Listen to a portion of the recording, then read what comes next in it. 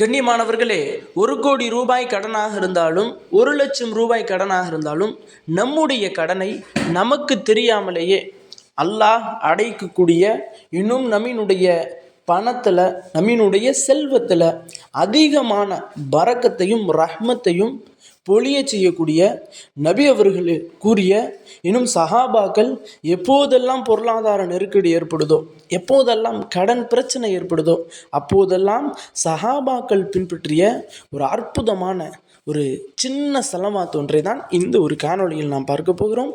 அஸ்ஸலாமு அலைக்கும். கண்ணியமானவர்களே, சஹாபாக்களிடத்தில் ஒரு விஷயம் இருந்தது அன்றைய காலகட்டத்தில். என்ன அப்படின்னா, எப்பெல்லாம் அவங்களுக்கு பொருளாதார நெருக்கடி ஏற்படுதோ, எப்பெல்லாம் பணத்தில் பிரச்சனை ஏற்படுதோ, எப்போதெல்லாம் கடனால், வறுமையினால், ரிசக்கினுடைய தட்டுப்பாட்டினால் சஹாபாக்கள் கஷ்டப்பட்டு கொண்டு இருக்கிறார்களோ, அப்போதெல்லாம் சஹாபாக்கள் ஒரு விஷயத்தை ஃபாலோ பண்ணுவாங்க, ஒரு விஷயத்தை செய்வாங்க. அந்த விஷயத்தை செஞ்சு அதற்கான பலனையும் அந்த சஹாபாக்கள் அடைவாங்க. அப்படி அந்த சஹாபாக்கள் செய்யக்கூடிய அந்த ஒரு விஷயம் என்னென்னா, நபி அவர்களின் மீது நாம் சொல்லக்கூடிய இந்த சலவாத்து ஓதுறது தான். சஹாபாக்களுக்கு அன்றைக்கு பணப்பிரச்சனையை போக்குவதற்கு ஒரு தீர்வாக இருந்த ஒரு ஆயுதம் இந்த ஒரு சலவாத். அப்படிப்பட்ட சலவாத்து தான் நாம் தெரிஞ்சுக்கொள்ள போகிறோம். இன்னும் அந்த ஒரு சலவாத்தை ஓதுவதனால எவ்வளவு பெனிஃபிட்ஸ்களை அல்லாஹ் தஆலா நமக்கு கொடுப்பான் அப்படிங்கிறதையும் நாம் தெரிஞ்சுக்க போகிறோம். இன்றைக்கு எந்த அளவிற்கு பொருளாதார நெருக்கடி ஒரு மனிதனினுடைய மனதையும், இன்னொரு மனிதனுடைய எந்த அளவிற்கு கவலைக்குள்ளாக்குது அப்படின்னா, கடன் அப்படிங்கிற 3 வார்த்தை நம்மினுடைய மூச்சையே இழுக்கக்கூடிய அளவிற்கு மிகவும் நமக்கு மனவேதனையும் கஷ்டத்தையும் தரக்கூடிய ஒன்றாக இருக்குது. ஏதாவது ஒரு விஷயத்தை நம்ம ஆசைப்பட்டுருவோம், இந்த பொருளை எப்படியாவது வாங்கணும் அப்படின்னு ஆசைப்பட்டு சில தொகைகள் கடன் வாங்கிடுவோம். அந்த கடனை அடைக்கக்கூடிய நேரம் வந்த பிறகு நம்ம இடத்துல அந்த பணம் இருக்காது. அந்த நேரத்தில் நம்மினுடைய மரியாதை, நம்மினுடைய கண்ணியம், நம்மினுடைய மரியாதை எல்லாமே இழக்கக்கூடிய ஒரு நேரமாக மாறிடுது. ஆக கண்ணியமானவர்களே, நீங்கள் எவ்வளவு தான் கடன் வாங்கி வைத்திருந்தாலும், எவ்வளவு தான் வறுமையில் இருந்தாலும், எவ்வளவு தான் பொருளாதார நெருக்கடியில் இருந்தாலும், இந்த ஒரே ஒரு செலவாத்து போதும், உங்களினுடைய கடன் பிரச்சனை இந்த செலவாத்து ஒட்டு மொத்தமாக முடிச்சு வச்சிடும். அப்படிப்பட்ட அந்த ஒரு செலவாத்து என்ன? இந்த செலவாத்தை ஓதுறதுனால சஹாபாக்கள் ஒருவர் என்ன சொல்கிறாங்கன்னா, இந்த ஒரு செலவாத்தை ஒருவர் 27 தடவை அனுதினமும் ஒவ்வொரு நாளும் ஓதுறாரோ, 27 தடவை, அல்லாஹ் தஆலா அவரினுடைய மௌத் வரை அவருக்கு கடனே வைக்க மாட்டான். அந்த கடன் பிரச்சனை எல்லாத்தையுமே அல்லாஹ் பொறுப்பேற்றுக் கொள்வான் அப்படின்னு சொல்லி ஒரு சஹாபி சொல்கிறாங்க. இன்னும் இந்த ஒரு செலவாத்தை யார் தினந்தோறும் வளமையாக ஓதுறாங்களோ அவர்களுக்கு மரணம் வரை வறுமையே வராது, இன்னும் அவர்களுக்கு எந்த விதமான இயல்பு நிலையே வராது அப்படின்னு சொல்கிறாங்க. இன்னும் ஒரு சில சஹாபாக்கள், இந்த ஒரு செலவாத்தை நாங்கள் எப்பப்பெல்லாம் ஓதுகிறோமோ அப்போதெல்லாம் அல்லாஹ் தஆலா எங்களினுடைய செல்வத்தில், எங்களினுடைய பொருளாதாரத்தில் பரக்கத்தை கொடுப்பான் அப்படின்னு சொல்லி இன்னொரு சஹாபி சொல்கிறாங்க.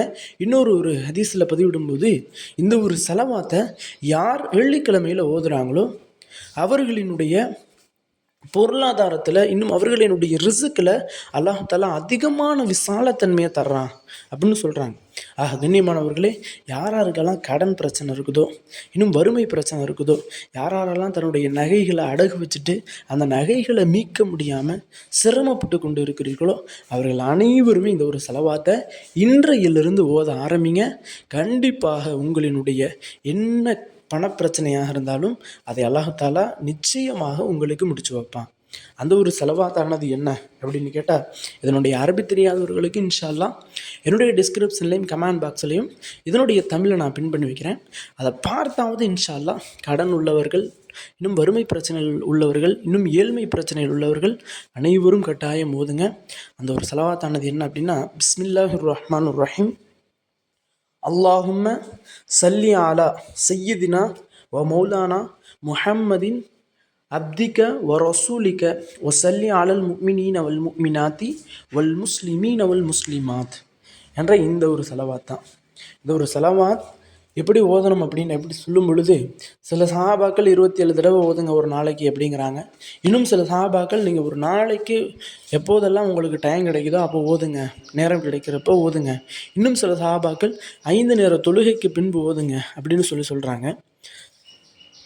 நாம் எப்படி ஓத வேண்டும் அப்படின்னா 5 நேர தொழுகைக்கு பின்புமே 27 தடவை ஓதிருங்க. 5 நேர தொழுகைகள் தினைக்கு நம்ம வளமையாக தொழுகுவோம். நம்மளுடைய கடனை நியத்து வச்சு எல்லாம் இந்த மாதிரி நாங்கள் கடன் வாங்கியிருக்கிறோம், இந்த மாதிரி வறுமை பிரச்சனையில் இருக்கிறோம், இந்த மாதிரி ரிசுக்கினுடைய தட்டுப்பாட்டில் இருக்கிறோம், இது எல்லாத்தையும் எங்களுக்கு நீக்கி எங்களுடைய செல்வத்தில் எங்களுடைய பணத்தில் அதிகமான பறக்கத்தை கொடுறாள்ல, அதற்காகவே நான் செலவாத்தை ஓதுறேன் அப்படின்னு சொல்லி ஒரு நீயத்தை வச்சு நீங்கள் ஒவ்வொரு தொழுகைக்கு பின்பும் 27 தடவை இந்த ஒரு செலவாத்தை ஓதிவாங்க. மிக விரைவில் அல்லாஹ் தஆலா உங்களினுடைய கடன் பிரச்சனைகளையும் உங்களினுடைய வறுமை பிரச்சனைகளையும் இன்னும் உங்களினுடைய ரிசுக்கில் இருக்கக்கூடிய தட்டுப்பாட்டையும் அல்லாஹ் நீக்கி ரிசுக்கினுடைய கதவை அல்லாஹ் தஆலா திறந்து வைப்பான். கண்ணியமானவர்களே, இந்த ஒரு காணொளி தாங்களுக்கு பிடித்திருந்தால் ஷேர் செய்யுங்க, லைக் செய்யுங்க, கமெண்ட் செய்யுங்க, மறக்காமல் துஆ செய்யுங்க. அஸ்ஸலாமு அலைக்கும் வரஹ்மத்துல்லாஹி வபரகாத்துஹு.